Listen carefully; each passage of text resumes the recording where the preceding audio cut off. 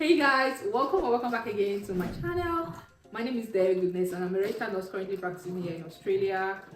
I've got with me an amazing guest. If you've seen our first video, you would know her. We've just finished a video talking about maternity, childcare, childbirth, Australia versus the UK. So if you've not seen that video, please make sure you check it out because there's so much you are going to learn from that video. But today we are going to be talking about parent visa because she had her mom here. So we're going to be talking about how she brought her mom from Nigeria to Australia. So hopefully you find this video useful. But I'll let her introduce herself just in case you're seeing her for the first time. So Hello everyone, it's good to see you again. My name is UK Ria. I'm also a registered nurse practicing here in Australia. I've got an amazing host today, Nurse Dale, and it's always good to be on a Dale's channel. thank you. You're welcome. So what visa did your mom come into Australia with? So she came in here with subclass 600 tourist visa stream. And like what requirements did she have to present to get the visa? I'm discussing two visas today. Yeah, Both of them are the same visa, subclass 600 and then tourist stream as well. So with my mom, she was in London with me prior to relocating here. She did her medicals in London. So what I did to make it easier for me, I just created an IME account for her. In Australia, if you want to apply for visa, it's done electronically depending on the subclass you are applying for. So you just create an IME account, basically means immigration account. And then I completed the health declaration. So what I did was just to select the health declaration from the drop down box, and I filled out the information. I completed the e-medical declarations, and then they gave her the printouts, containing a HAP ID. A HAP ID is a unique number that identifies you in the Australian visa portal as regarding your medicals. So they gave her that HAP ID, and with that HAP ID, we went to one of the e-medical centers in London, and she did her medicals. So when she went back to Nigeria, and we had already arrived here, I got like 2 pay slips. With those 2 pay slips, I just needed that evidence that I was working in Australia. And I also went back to that same immigration account that I created for her. And from the drop down box, I selected visa 600, which is the visiting visa. And under the visiting visa, there are like 3 or 4 subclasses. We have the tourist stream, we have family sponsored, and there's one other one. The one I applied for her is not a long-term visa, so I went for the tourist stream visa. And then I completed all the forms, which is like 19 or 20 pages form, I'm not sure. You don't give me the information. I can't really recall, but anyway, it's quite voluminous. So I completed the forms, and then at the end of the day, I was required to upload some documents. So once you complete the form, you get an automatic email, the acknowledgement email. Another one follows in almost immediately. That's the request to do biometrics. So this is different from when you're applying for the PR. You don't get to do biometrics. Yeah. But with the subclass 600, the tourist stream, they are asked to actually go for biometrics. So that email came, and you are to complete the biometrics within 14 days. Okay. So it's not like the PR where they give 28 days when you get extra cases. Request, yeah. So she completed the biometrics, and then she applied for her police clearance, which is also done online now, via the POSAP website. And then she had her polio vaccination. The polio vaccination can also be done in the same place when you do the medicals. Okay. So you don't have to go struggling for polio, where to get vaccinated for polio. And most people also stress over getting yellow fever card. You don't need it. You don't need the yellow fever card. The only thing you need is just to get vaccinated for polio. And you can either have the DTP vaccine, or the DTPA vaccine, or the oral polio vaccination. Whichever one you have, just make sure that you have the evidence to upload. So you don't need the yellow fever card. It's not necessary. Anyway, she had her polio vaccination, she had her medicals, she had the biometrics. Then I uploaded her, because she's retired, so I uploaded her retirement letter, and I also uploaded her pension letter. And most people go as far as proving, they want you to prove that you have a strong ties to your country and the proof that I had was that she was a pensioner. And I also told them in my invitation letter, uploaded my invitation letter, of course. I told them that she also does some petty trading, you know, and I also send her monthly. And in the letter, you also have to be very specific. They want you to be very specific how long the person is staying, how the person will cover their living expenses, whether or not you'll be the person to cover their living expenses. So I indicated all of that in my letter, and the reason the person is coming, of course, and your reason, you have to be very factual. Don't just give anyhow reason. So I told them before I had the baby, I told them of my diagnosis, and my mom was coming to help me physically, psychologically, and otherwise, and also to bond with her grandchildren, of course. And then I also uploaded my house contract to show that my mom had an accommodation. They placed it, and obviously my house contract has not expired. So these are the things to take into consideration. So I uploaded my house contract. I also uploaded my pay slip and my husband's pay slip to show that we actually have income coming in every fortnight. And I also uploaded our account statements. A lot of people, you know, go as far as, oh, I need to have 20,000. No, you don't need this. You just need to show that you have steady stream of income. Yeah, your pay slip obviously has proved that. Anyway, I uploaded my pay slips. When I need pay slips over a period of time. I had 2 pay slips by the time I arrived in Australia. So with my mom, I uploaded 2 pay slips, but I had a very good account statement. So it, you know, compensated for the pay slips that I uploaded only 2. So the account statement compensated it. Then I also uploaded my passport and that of my husband's passport. I uploaded my birth certificate to prove that she's actually my mom. Because obviously her name is in my birth certificate. And then I also uploaded her account statement. As much as you are the person sponsoring a visitor, you also need to show that this visitor have something for themselves. It's written there boldly in a checklist. They'll tell you this. Is there an amount needed for her to have in her own? No, there's no amount. She had about 500,000 at the time that I uploaded her account statement. I think this was all that I uploaded prior to my mom coming to Australia. The visa was approved within 28 days. Okay, that's really cool. So it's a very straightforward process. I heard their agents doing it for 10,000. Can you imagine? Please, if you want to apply for visa, come to me with your 10,000. Guys, anyway, jokes, please. I'm just joking because I'm not an approved migration agent. Yeah. So this is something you can do from the comfort of your home, and within 3 weeks you would have the visa. Just make sure that this person is a genuine visitor, as they would say. They want you to prove that you are a genuine visitor. You don't have to lie in the application, because the case officers who are handling these visas, they are also human beings. They know when you lie. So try to be as factual as possible. Then the second visa, my mother-in-law's visa, was also approved about 2 weeks ago. Yeah, we are having lots of visitors this year. So with my mother-in-law's visa, I completed the health declaration, but she didn't actually go for the medicals prior to my applying for the visa. So I applied for the visa, and of course I mentioned that you get 2 automated messages, the acknowledgement email and then the request for biometrics. She did the biometrics, she did the medicals, she had the polio vaccination in the same place where she did the medicals. So it was actually the medical facility that uploaded the polio, evidence of polio, to the immigration. Then she applied for her police clearance certificate, which I also uploaded. I uploaded her pension. She's also a pensioner, so I uploaded her retirement letter, which had like her pension benefits and everything in it.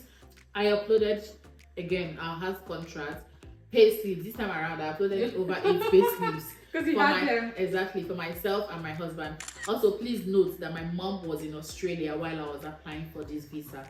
So, which means that you can have a visitor in Australia and also invite another visitor. Just make sure that you have like a good account statement and a good pay slip to prove that you can care for these 2 people at the same time. I also uploaded our passports. I uploaded my husband's birth certificate to prove that he's actually her mom. I uploaded our marriage certificate to prove that we are actually married, because I was the one doing the application. I created an immigration account for my mother-in-law as well. Then I wrote the invitation letter. In the invitation letter, I also wrote that my mother-in-law will be here for a year, because my mother-in-law didn't visit us in London when I had my daughter, and my son is about 6 months now. So in my letter, I said that we have a very unique tradition, which is called Omugo. Yes. And the Omugo is a period where your mother or your mother-in-law comes around to take care of the woman and the baby. And my mother-in-law has missed out on this very unique tradition twice because my mom took over that space, and my mom has enjoyed the period of Omugo, which my mother-in-law has not experienced. And as a beautiful tradition that we have and have carried on for generations, I would love my mother-in-law to visit Australia and also enjoy the period of Omugo. Even if that period has passed, I would want to compensate for it. And my mother-in-law is eager and looking forward to bond with her grandchildren. And also to assist us because my mother-in-law is older, I didn't really emphasize on the physical assistance. So I said emotionally, psychologically, and used the word otherwise. And the visa was approved within 3 weeks. No, 4 weeks. Emotional blackmail. So you have to be, again, like I said, you have to be truthful, because truthfully, she's actually coming for Omugo. So you have to be truthful, diplomatic, and very factual. So this is the only thing I uploaded. But some people, I've seen people who go as far as uploading land documents to prove that this person have land, houses, businesses, and all of that. But I've also seen visas being denied for this reason. So that's why I said be very factual. In my letter, I also said that after retirement, my mother-in-law has enjoyed farming in her garden. Her little garden where she produces her vegetables and fruits, which she uses for everyday living. And truthfully, she has farms. So everything is English and how you use the English language. You cannot see an old mama in the village and you can upload 5 houses in her name. The case officer is not stupid. Recently, someone applied for a visa. He was inviting his mom over to Australia to help him, and in the letter he said his mother was coming to help him and his wife and the kids and all of that. And then he uploaded business names which the mother owned, and he said his mother owned, I don't know, if the mother owns these businesses, but anyway, that's what he said. And the 14 days time frame which they gave didn't even elapse, and the visa was rejected. Reason: case officer said if the mother is actually only coming to take care of the baby, then they should utilize the child care services they have in Australia, because the mother is not a qualified, like they said, or a certified child carer. You get what I mean? So in your letter, you have to be factual. The subclass, this 100 stream, only need 2 things from you, or 3 things: no criminal record, to just have a genuine income and be a genuine visitor. Just tell them when you're coming and when you're going. So luckily for me, the 2 people I invited to Australia, they were both granted long stay. Well, they call it short stay visa, which is 12 months. They can stay 12 months at a time. At a stretch. At a stretch. 1 year. Yes. Wow. They can stay 1 year at a stretch, compared to people who applied through agents and they said they gave them 3 months. Yeah, because there's a YouTuber I watched, and she said, her mom has to come, and after 3 years she'll now go to Fiji. And come back again. Yes. I know a lot of people to do this. I know a lot of people that it happens to, But for me, that's why I said be very factual. And your letter should be concise, factual, be diplomatic, and be honest while you're being diplomatic. Well, diplomatic and honest shouldn't even be in the same context. But anyway, mix all these things together and you get your visiting visa. So anyway, yes, I was factual, and I said this person is going to be here from 18th of September 2023 to 18th of September 2024. And they'll ask you, do you want multiple entries? Say no. In the application form, when you are, is this person going to travel in and out? I think there's somewhere where they ask you, just say no. Yeah, and then in your letter, just say this person is going to be here at a stretch. July 14, 2024 to July 14, 2025. 1 year you put that you were going to stay. That's a long time, So they just want you to be factual however long you want. They also ask you if you want to apply for a longer stay visa for the person. They can give the person 18 months or that's longer stay visa and all of that. Anyway, if you want the longer stay visa, you can say yes. But for me, I don't think I need it now. So yeah. So where did she do the biometric? Your So, mother-in-law is in Nigeria. Where did she do the biometric? My mom and mother-in-law both did the biometrics at the TLS Center in Victoria Island. I think that's they don't do it in the one in Ikeja, they do it in the one in Victoria Island. So is it the only in Lagos that you can do your biometric? I think you can do it in Abuja as well, but I use Lagos. How much was the visa fee?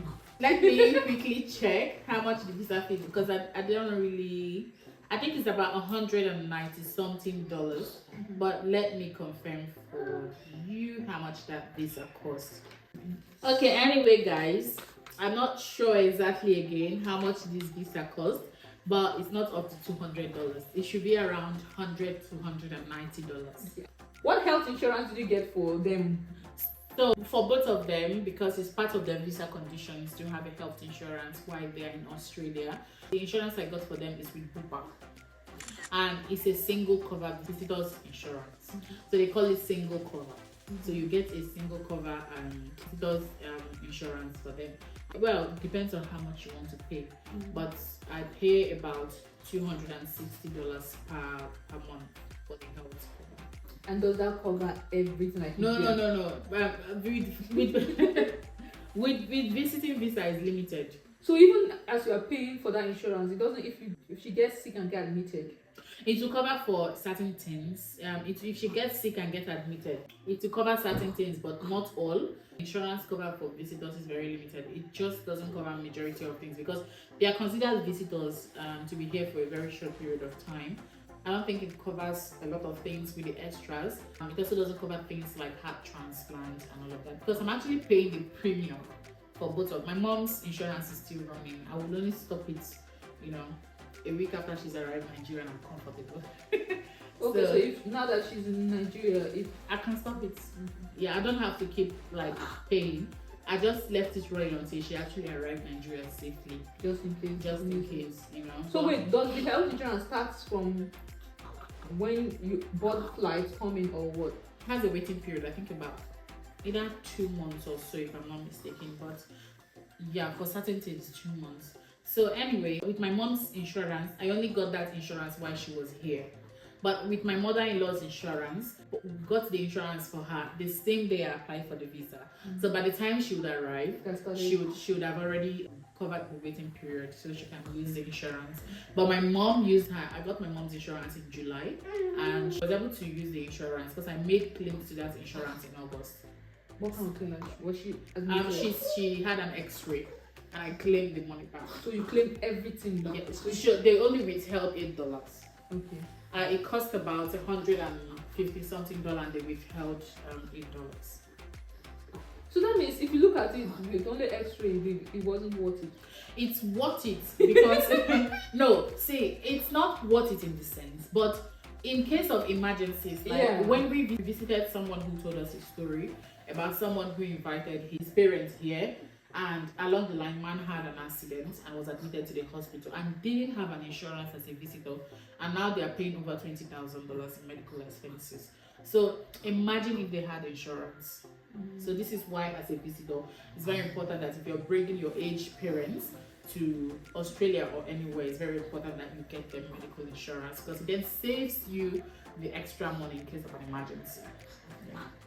It just gives you peace of mind as well. She also had physiotherapy and I had to claim the money back. So her physio cost about $210. They just withhold a certain amount of money, but they give it to you back.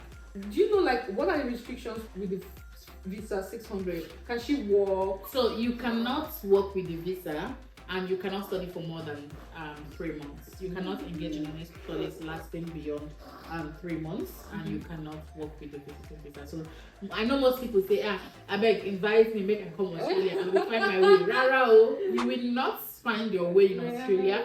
You cannot do anything with the visiting visa. It's basically useless. And you say you're a visitor, so come and visit and go. So this is just it. And if you're also a visitor who is applying for the tourist tourist visa for yourself. It's basically the same thing I've mentioned Yeah, for my it's the mom. same. You just have to upload your payslips, upload your account statements, upload your tourism activities, the activities that you intend to come and do in Australia. You've already paid for them. You just upload it to show proof of these things, and that's within 3 weeks your visa will be approved, and that's just it. And can you convert your visa? Like, can you apply, like for example, if your visiting visa is expired within 1 year while your mom is still here, can she apply for another visit visa? Like, I've come across a lot of people who say they applied for visitor extension, but from what I read on the website, I have a friend also whose parents have been here for 6 months, and they just applied to extend the visa again for another 6 months. and it was approved. Yes, it's just been approved last week while the parents are still here. So yes, an extension is possible. But in the immigration website, they will always say that if you want to apply for a longer term visa, you need to be sure that for each visit in Australia, you didn't stay beyond 6 months. Okay. So fair enough. And also know that you can apply for longer term visa for your parents. You can actually sponsor your parents to come to Australia as well, and they give them longer visa for like 3-4 years. That's in the family, under the family sponsored stream. I'm not sure how long again it is, but yeah, it's a longer term visa under the family sponsored stream. But the approval time for that one, 1 year. it's a long. I can't recall again how. And I think you need to be a permanent resident to do that. Either permanent resident or citizen. Because I think you can't do that if you're on a temporary visa. Do you have any other thing to add to the whole visa process? Well, what I have to add is, visas are usually approved generally for older adults compared to younger people, because a friend of mine applied for her sister who is about 20-something years to come assist her when she had her baby. But the case officer denied the visa because she said, how can a young person leave her job to come stay in Australia for 6 months? How will she survive when she gets back home? So these are the things that you need to put into consideration. If you're inviting younger adults or your siblings to come visit you in Australia, even if you're sponsoring them, you need to state emphatically if they are working. If they are working, they need to upload proof of permission from their employer, that the employer has permitted them to travel for a certain period of time, and that when they get back to Nigeria, they have a job to go back to. Or you upload evidence that they are actually on annual leave, or you upload evidence that they have a business of their own that they can manage even while they are not in Nigeria. And also, if you're inviting your parents to Australia and your parents they don't have anything to show for it, don't worry yourself. I know people are always eager to prove this issue of being a genuine visitor and being able to prove strong ties to home country is always a problem for people. You can apply for them and say they are petty traders, if actually they are petty traders. You understand? If they are farmers, you can always put there that they are farmers, they have their farm, they've just planted crops in their farm, and by the time that they get back, the farm produce would have yielded fruits or whatever it is. So there are so many ways to go about this. You don't have to complicate your visa by lying. That's when it will actually backfire. That's when it will backfire. So you don't have to lie, Anyway, yes, this is the few words that I have for people today, and I hope that whoever out there is applying for their parents' visa or their sibling visa, I hope the visa is approved, and I wish you luck. And do you think if you were on a 482 visa, can you invite your parents for like short-term stay? Yes, of course you can invite your parents for short stay. In fact, I know a lady, I don't know her personally, I know her from a WhatsApp group, who applied for her parents to come over, but she actually applied, I think she applied for that visa prior to when my mom arrived Australia. But that visa only just came out last week. Can you imagine? Yeah. For how long now? So it Almost took 6 months. It took a while. I'm not sure why, but I'm pretty sure that people who are on 482 visa or the 491 visa can invite their parents. And yeah, it should be the same time frame, 3 months, if everything goes through. Unless maybe there are issues here and there. Okay, guys. Any other final words? That's it. That's it. But okay, do I have any other final words? I know I had something running through my mind very important that I was going to say, but just stay crime free in Australia. And please make genuine money. And go home and improve yourself. And you And guys. also make sure that whoever it is that you're inviting, they just make sure they don't commit crime. Very important, because Very it will important. just destroy your To own put a record as dent well. in your record. Yeah, So, yeah, that's true. that's just it. Okay guys, thank you so much for watching. I hope you do enjoy this particular video as much as I did. And yeah, like, subscribe, share this video with your friends. I'll see you guys later. Thank you so much.